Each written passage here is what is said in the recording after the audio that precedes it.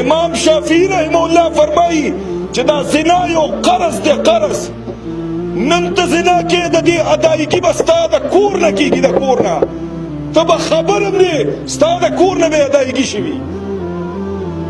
که ته نن دا خبره کې چې زه زنا کوم، زه بدکاري کوم، د بل سړي چې کوم دی حرم پامال کوم جي، د هغه عزت اخلم جي، زما نه څوک خبر نه دي، زما نه د دې ښځې رور او پلار او خاوند خبر نه دي. ستا د کور نه به ادایګي کېږي او ته به خبر نه، خبر ته به خبر نه، ستا د کور نه به د هغې ادایګي شوي. دا د امام شافعي مستقل د فقه امام دی، زمونږ استاد، دا د هغه الفاظ دي. اما عزتمندو مختصر خبره ده چې مونږ خالق کائنات ته ودرېدو والا یو جي، او هلته به یو اواز لګي، اواز وامتازوا اليوم ایها المجرمون. اے مجرمانو نن ورځ تاسو بیل شئ، تاسو بیل شئ مجرمانو. زمونږ که دا اعمالي مونږ به د مجرمانو په فهرست کې راځو که نه به راځو جي. مونږ به دغه مجرمانو سره ولاړو.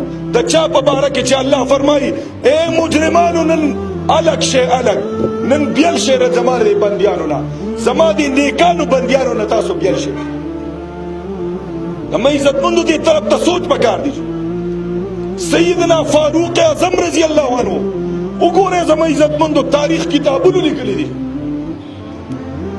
چې یو ورځ مانځه کې ولاړو او دا آیاتونه یې لوستل: ان المجرمین فی عذاب جهنم خالدون. یقینا مجرمان به په عذاب د جهنم کې همیشه دپاره همیشه دپاره به چې په مجرمانو کې رالو بیا به همیشه پراته یو جي. الله دې موږ وساتي. لا يفتر عنهم وهم فيه مبلسون. دوی نه به کم نه کړي شي عذاب، او دوی به په دې عذاب کې ناامیده وي، ناامیده. دوی به د ده به امید نه وي چې زه به د عذاب نه وځم. حضرت عمر رضی الله عنه دا بار بار